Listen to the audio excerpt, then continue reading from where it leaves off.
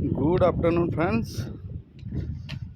વાગ્યા છે 13:20 અને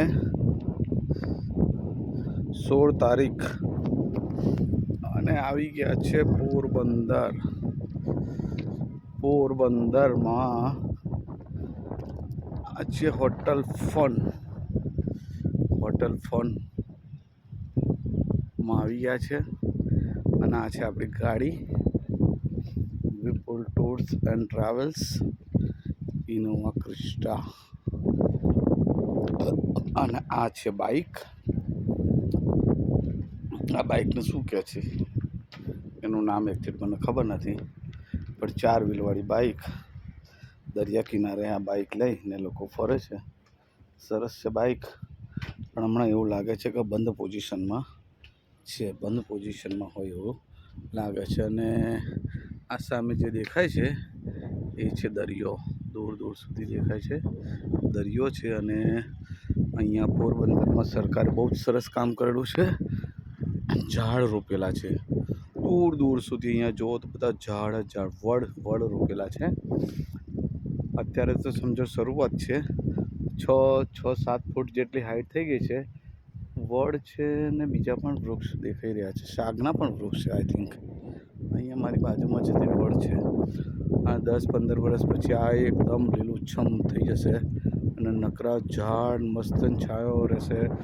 બહુ સરસ કામ કરેલું છે. હવે પોરબંદર નગરપાલિકા અહીંયા બોર્ડ મારેલું છે. પોરબંદર નગરપાલિકાએ જે ઝાડ રોપ્યા છે બહુ સારું કહેવાય, કારણ કે આ જમીન એમાં પડી જ રહેલી છે અને એનો ઉપયોગ ઝાડ રોપીને કર્યો છે. બહુ સારી વાત કહેવાય કે એમ બી આપણને ઝાડની તો બહુ જરૂર છે ગ્લોબલ વોર્મિંગને અટકાવવા માટે. અને પોરબંદરની નગરપાલિકાએ બહુ સરસ કામ કર્યું છે, ઝાડ રોપ્યા છે.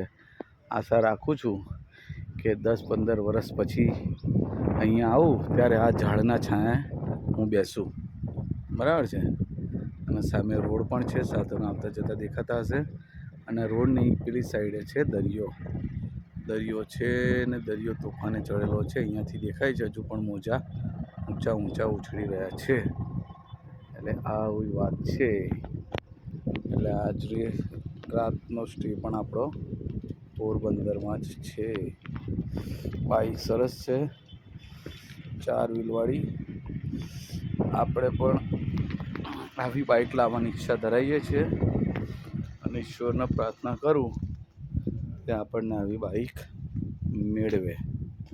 રેડિયેટર પણ છે, રેડિયેટરવાળી બાઇક છે એટલે સીસી બહુ જ વધારે હશે એવું લાગે છે.